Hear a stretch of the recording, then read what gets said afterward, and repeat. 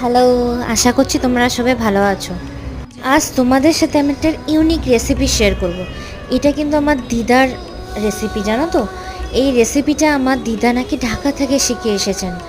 আমার দিদার আদি বাড়ি হচ্ছে ঢাকায়। ঢাকায় নাকি কোন রিলেটিভ দিদাকে এটা শিখিয়েছিলেন।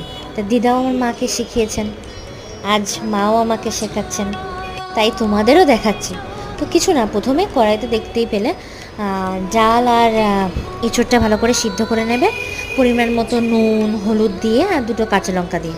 ব্যাস, তারপর উঠিয়ে নেওয়ার পর আলাদা করে কড়াইতে তেল দিয়ে, অবশ্যই এখানে আমরা সর্ষের তেল ইউজ করেছি।